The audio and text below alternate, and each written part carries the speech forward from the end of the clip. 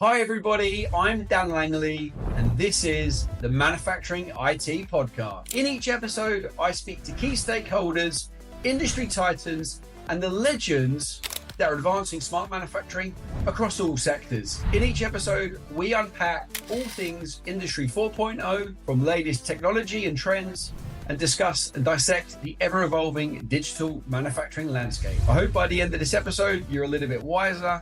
So let's get to it. Hi, everybody. Welcome to the latest episode of the Manufacturing IT Podcast.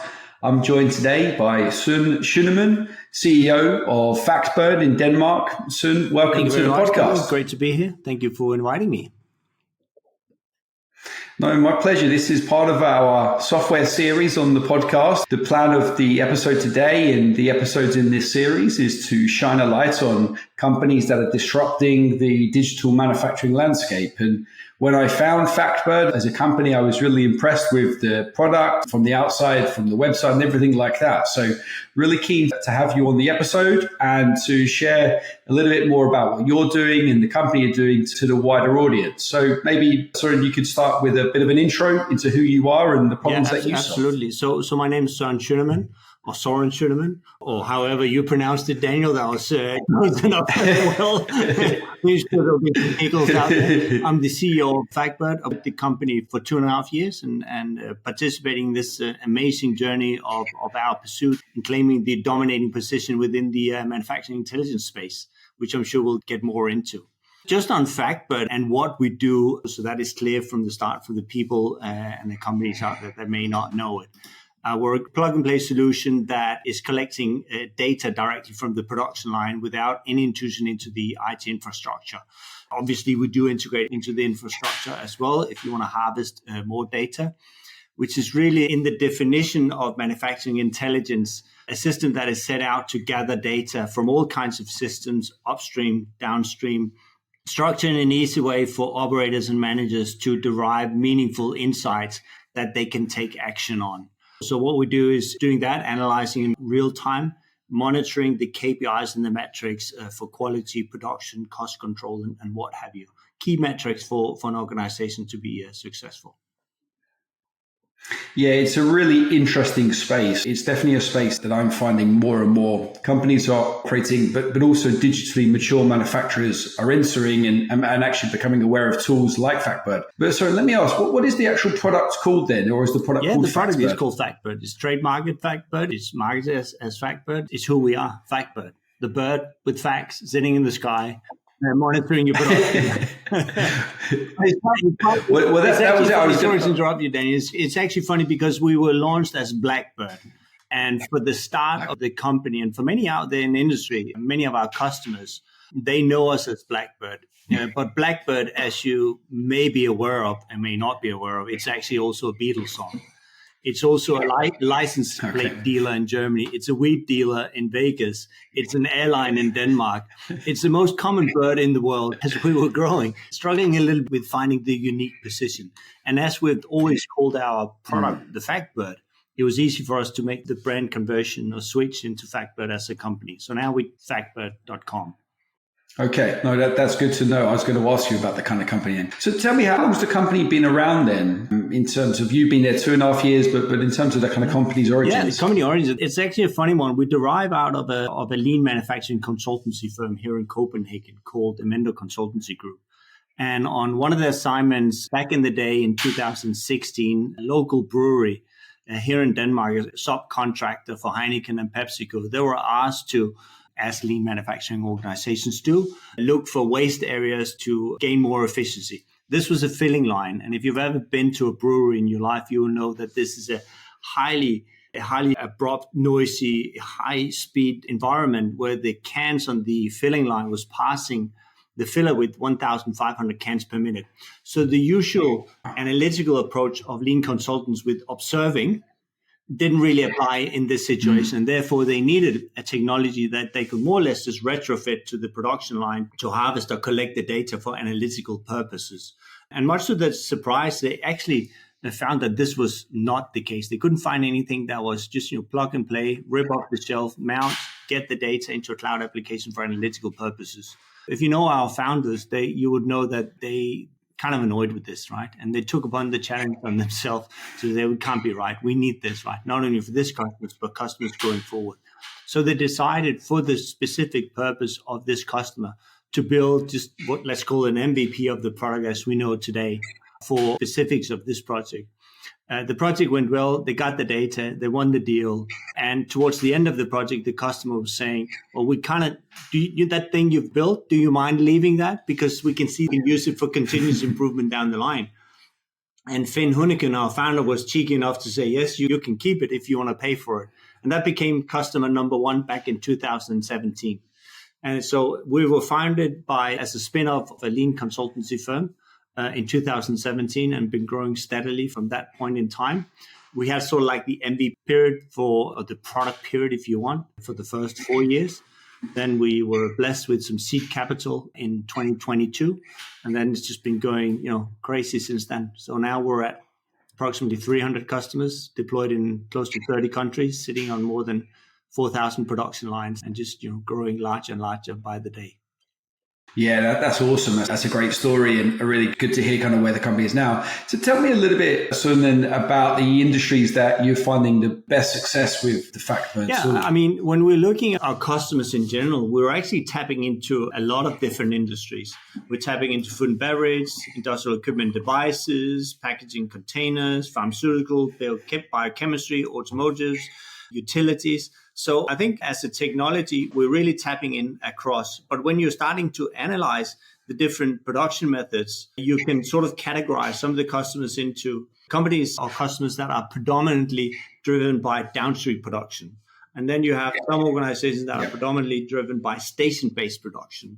And then again, a third category that are based on upstream or process production, where we tend to, since we're a technology that caters for the full spectrum and doesn't really care as to whether it's upstream production, station-based, or downstream production, or a mix of everything, we can actually collect data and analyze the data from all the three. But we tend to see across our portfolio that where we have the quickest uptake, both in terms of customer satisfaction, product utilization, I will also say from a financial perspective, where we win the most and the quickest, that's going to be for organizations that has a downstream or discrete production setup.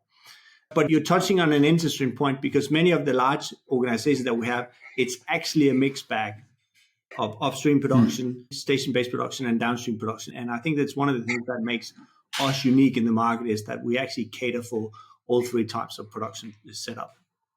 And that's probably an area that a lot of companies, maybe not even aware of. But what are the kind of use cases and benefits for their kind of three different category types, Søren?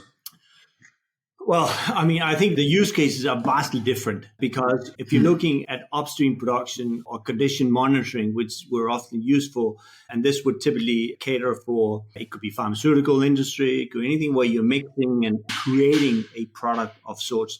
Then it's about monitoring analog signals around temperature, humidity, air pressure, flows, speed, and the like of that. And where you're trying to derive some meaningful patterns over as to why we're not performing to the level of output that we want. Whereas if you're looking at the station-based production setup, it's more about efficiency in the different stations or different assets where you're moving around. You could think about let's say a hearing aid device where you're getting a bunch of materials in on a tray. You need to assemble it, collect it out, moving on to the next one. What is the waste area in time? What is the efficiency by the operator or the person assembling this device or this piece of equipment? And then you're looking at downstream production, which tend to be high volume, high speed, where it's a lot of units being produced. I was talking about the brewery. They have 1,500 cans. They have 1 billion cans a year being produced. But this could also be a meat packaging facility, or it could be even the pharmaceutical has downstream in the vials being produced and medicine being put on small cans and packaged later on.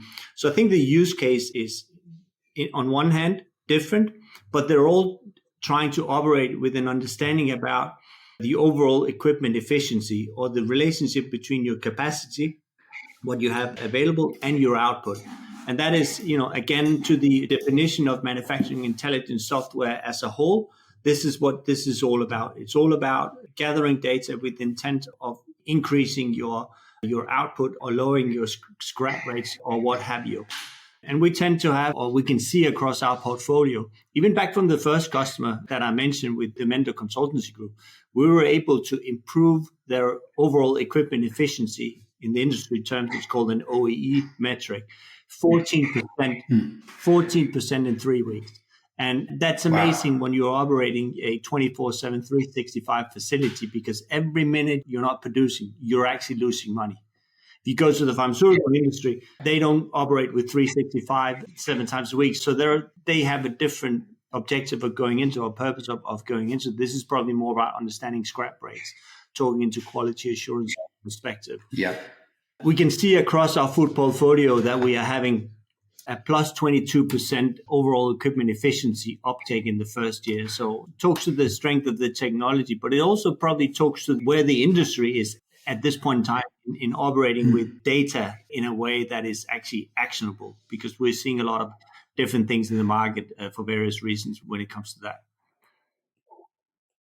Yeah, and I think you touched on the OEE piece, and that's obviously a really relevant metric for a lot of producers, manufacturers at the moment.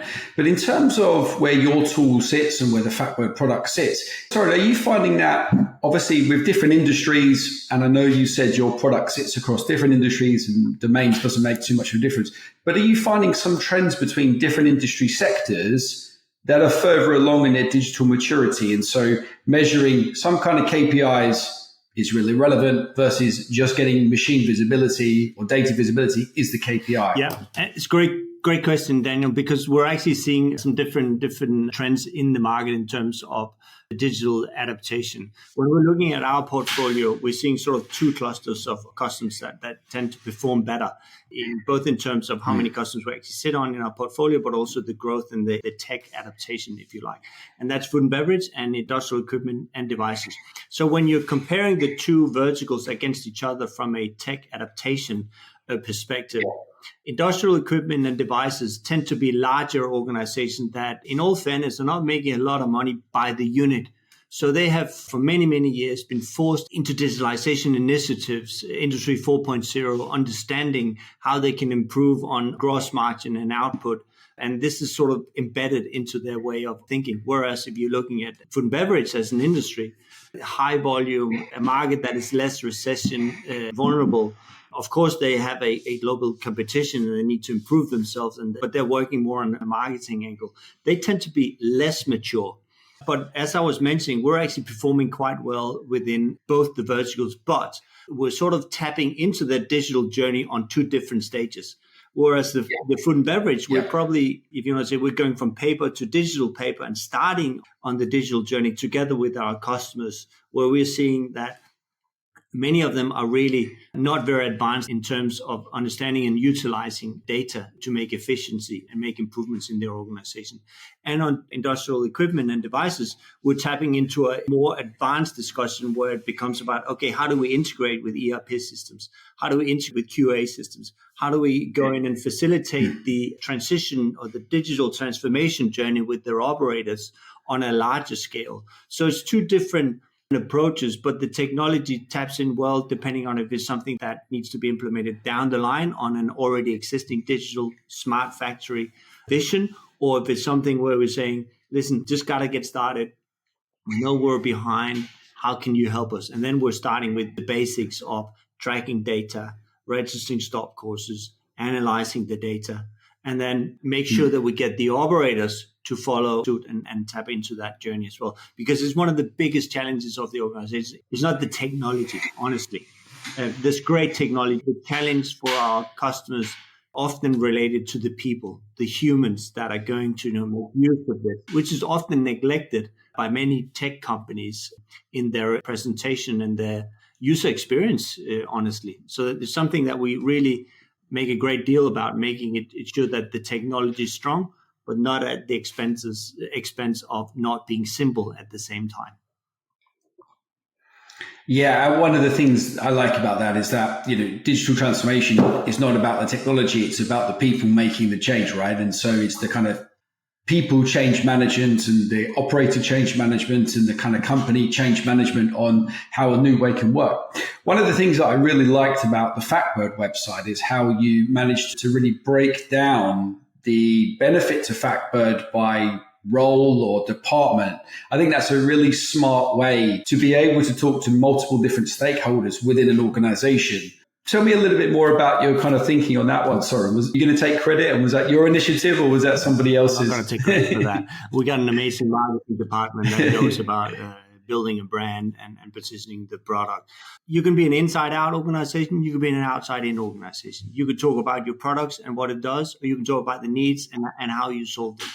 I think if you look back 2 years ago, we were probably an inside-out organization that were proud of our technology. We still are proud of our technology, but wanted to showcase the world and talk about all the features and bits and bytes and the capacity and the speed and the load time and the buffering capacity and what have you.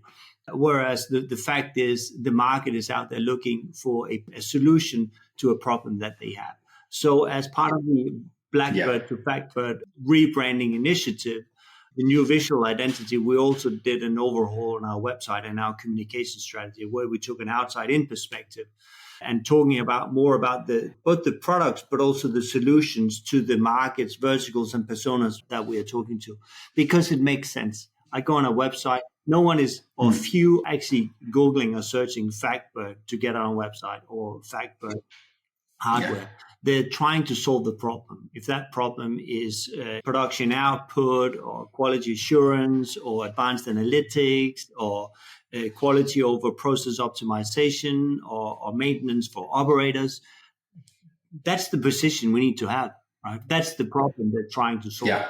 So we're trying, but it's not an easy exercise. I'll say that. It's something where we need to, build, measure, learn continuously to figure out how do we communicate in the best possible way without just being, fluffy as well, because we can't be fluffy as well. We need to be tangible in the solution we provide and the problem we fix. But thank you. I'll pass on the kind of marketing.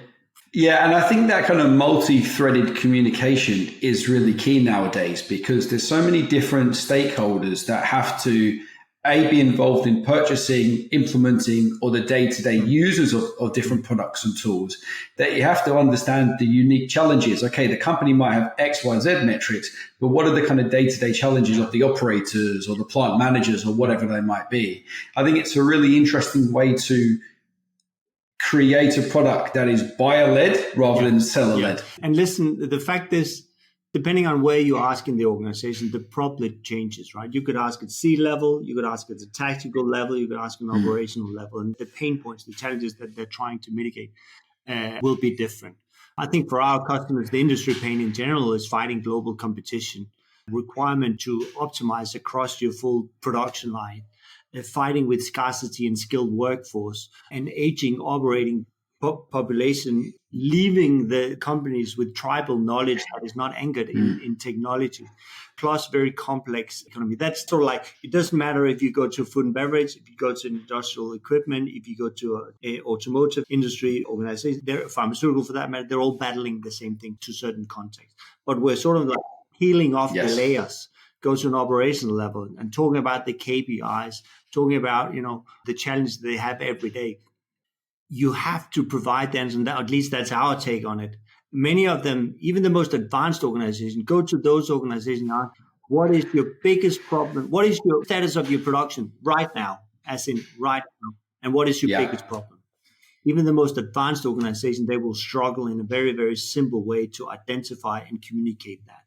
And so that's what we're helping our managers and so operation managers and operators identify in a very simple way, answering those two questions so we could, bring that upwards and do something about it at the core of what we do. And then, we have several layers on. But just getting back to your questions, you're talking about how do we address the various personas in our customers and in the buying process. We fully acknowledge that decisions across our customers, and this only worsens the higher up you go into the size of the organization, is not made by a single person. It's not the operating manager. It's not the plant manager. It's not the IT manager. It's not the COO making those decisions. It's going to be a mix of different stakeholders sitting down, needing to be convinced and served according to their interest. I see when we're looking into the competitive field, I see sort of this trend of some players going very broad, trying to answer all the questions. Doesn't matter, you're going to QA, to maintenance, to operations, to finance, to people and culture. You have one Swiss Army knife that can do everything. And then you got others that are sort of like going deeper into the technology and allowing integration to other deep technologies. And we're probably the latter out of those two, but with an acknowledgement. And also, if you start to open the layers of our technology, we will see that we have, interfaces into advanced analytics, into QA, into CMMS, into operator-led maintenance. So we're also like slightly opening our technology, but we will always be deep in where we come from, which is routed in lean manufacturing. Yeah, and I think that's a really interesting point in how kind of companies are going either an inch wide and a mile deep or going to be a kind of more moderate approach. I guess with the different buying personas, typically, I guess, correct me if I'm wrong, sorry, then. So with kind of like manufacturing intelligence tools, they sit between that IT, OT convergence, right, in that kind of bit of gray area. And so you've got kind of IT, quality, engineering, ops, manufacturing, all of these different departments that are kind of integrating at the convergence of IT, OT. Who are the typical stakeholders that would be purchasing Factbird then? And for the audience listening, what kind of buying, what kind of audience members would be probably best suited to a conversation with Factbird? It's a great question, and I'll answer it out for a specific case on one of our customers. It's an organization with 70,000 employees, more than 150 factories globally. And our way into the organization, it was a reference case. So they were talking to one of our other customers where we have a global deployment with plus 500 lines. And they needed a solution to mitigate the problems as we've been talking about. What is the status right now? What is my biggest problem? And what can I do about it? And that derives in the continuous improvement department. So this is a department, continuous improvement within the facilities, typically in the COO, and they report to OT. So we were coming in through the continuous improvement digitalization department, sitting with the global head of OT, but we were being introduced to IT, so head of IT as well, pulled the brake and said, no. We were already building, and carving out a smart factory strategy that we will present to you. And OT is saying, and the organization is saying, okay, that's fantastic. Is that going to be delivered in the next 12 months? No. Okay, is it going to be delivered in the next 36 months? No. It will be delivered in the next 5 years, maybe. Okay, so what are we going to do in that next phase? And this is what's happening out there right now. It's not the lack of vision. It's not the lack of technology, but all the options and building out this technology actually is hindering a lot of larger enterprise organizations in making a choice because the solutions become so big. It needs to be a manufacturing operating management system or a MES system or a system consisting of CMMS, QA, EMI, whatever, everything within the umbrella of running a factory. Whereas I think there's a lot of waste, and it's probably opportunity waste we're talking about here, in looking at more simple and smaller technologies, specific technologies, and requesting that these technologies can be quickly and rapidly deployed, but the requirement is integration across, because then you can move far more ground. And by the way, you don't have to change the full interface and dragging your operators and the people using it through hell in this migration. But that was a long story to say who's sitting around the table. It's going to be operators, operating managers, plant managers, but for sure also digitalization and continuous improvement. Leading up to OT, we have to respect that IT is part of it. But OT typically in that sense, because they're responsible, they got to deliver. They got to support the business. They will have the bigger swing in that conversation. And I guess getting the buy-in from IT is important, and obviously getting the approval that it fits within the IT side. I think you mentioned at the outset how the product sits on the shop floor and directly to the machines. So in terms of the practical setup, there's two ways of capturing the data. I've been making a big deal about talking on the plug and play retrofitted gateway, if you like, sensor connected, either utilizing the sensor from the production lines or just capturing with a third-party sensor the data on the production line. That's one way of capturing data, and then it's transferred via MQTT, a hardware encrypted data, to our AWS cloud application. The other alternative is to integrate through an OPC server into the PLC of the controller machinery and utilizing all the data that is already sitting in the production. We prefer option number 2 because you can simply get way more data out of it. We see option number 1 being more widely used simply because you bypass IT as a department. You don't need them involved because as it's sitting outside, it's non-intrusive, it doesn't integrate, there's no security risk.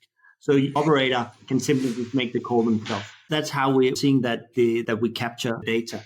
So that is operator and operating manager led conversation that we're having, and we're typically having it through the plant director who's responsible for the full P&L on that facility.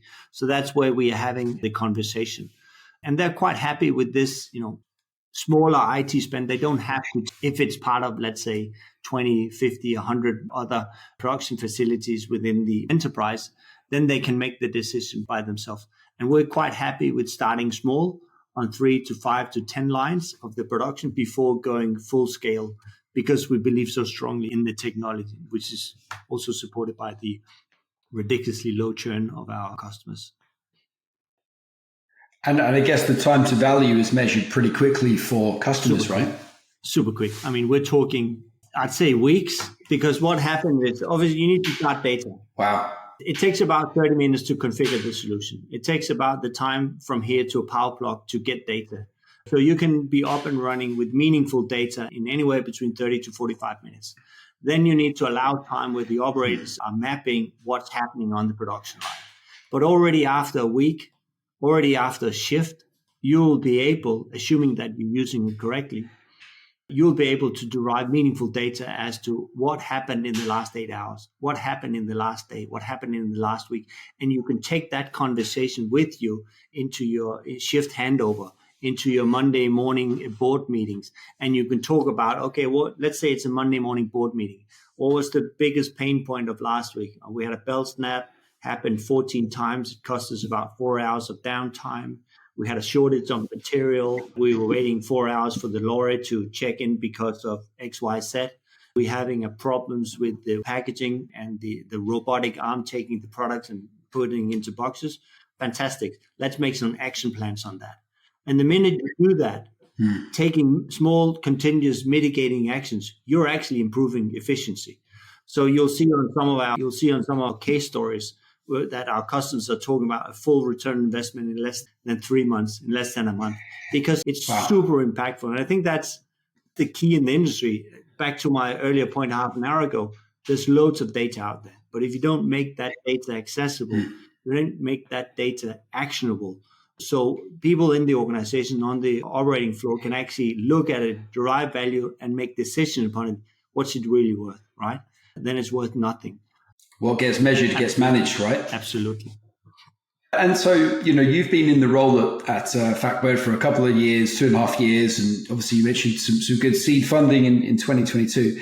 It's been a pretty turbulent time, geopolitically, economically. The last couple of years have been like 12 rounds with Mike Tyson, right? In terms of running businesses, funding, growing and stuff. What are some of the kind of challenges that you are seeing as we kind of hopefully exit some of the kind of economic downtime and maybe kind of get more prosperity in the market? I echo you that it's been some tough times, mostly for other businesses, to be honest. We've been growing 70% year over year the last 2 years. We've been expanding our organization. We've been expanding our footprint. We've been seeing that we've been able to do okay in a tough market. And I think that has to do with great technology and great people. And I think there will always be room, even in startup country or scale up or growth country or even enterprise country. If you have good people and good products that are actually delivering value to your customers, you will survive and you will thrive down the line. We were blessed just as 21 turned 22 when the market seemed to stop for inflation and interest rates reasons, just having secured pre-seed funding by a local VC, and then been using that pre-seed money to build out and grow our organization. But we have also proven in the last 4 months that good enough to attract another Series A funding round in excess of 15 million US to fuel the growth even further. And we could not do that if we did not have a good technology, if we did not have great people, and putting that with great structure and methodology, clear message to the market. So whilst others, and I hear you, there are many stories about organizations going belly up, and it's too bad for them and doing their utmost. Our situation is just different, and I don't think it's luck. That's awesome. That's great to hear. And look, maybe as a kind of closing comment, Søren, where are you seeing the company go within the next kind of 12 to 24 months? What are your some of your right goals? now we're gunning in our mission to becoming the leader in manufacturing intelligence solution, which is measured by dominating positions in Europe and in North America. But at the same time, we are mindful that we have to invest into the product as well. We have already great products not only in production monitoring, as we've talked about, but also advanced analytics through our video solution, quality and process optimization. We have an operator-led maintenance module. We have energy or utility monitoring to capture the energy consumption of organization, and many more things. And I think we will see a strengthening of that. In this next quarter, we will be launching, I'm very excited about that, we'll be launching our PDCA module on action plan module, which will allow us on the back of the root cause analysis in the production monitoring to digitally capture the action plan, the mitigating actions, which over time will allow us to funnel back with machine learning and prompting what is actually going on. And again, this is all driving optimizations for our customers down the line. But just the fact that we now can launch the PDCA module or the action plan in the next coming weeks is going to be a massive thing. Because again, this is a natural step in the digitalization journey. The PDCA module is hanging on the whiteboard or written on a billboard in the production floor. Now we need to take that physical piece of paper, digitalize it in order to make better analysis and better decisions down the line. So I'm very excited about the future, not only from a growth perspective, but certainly also from a product perspective. There's a lot of good products that will benefit our customers in the future. No, that's awesome. I think this has been a really good intro episode into who Factbird are, and it'll be great to talk again maybe later this year on a case study or a use case and deeper dive into some success stories. Excellent. And thank you very much, Daniel, for having us. I hope it made sense. And thank you for everyone who's listening as well. I think that's been great. Wow, what an episode. Thanks for joining us. I hope you enjoyed the conversation and are a little bit more knowledgeable after the episode. If you're a fan of the podcast, please hit like on this episode, subscribe to our YouTube channel, and follow wherever you get your podcasts. If you're a super fan, please like and share with your colleagues and friends or whoever you feel might benefit from the knowledge in the episodes. If you'd like to be a guest on a future episode, feel free to connect with me on LinkedIn. Just search for Daniel Langley. I'll catch you on the next episode. Thanks for watching.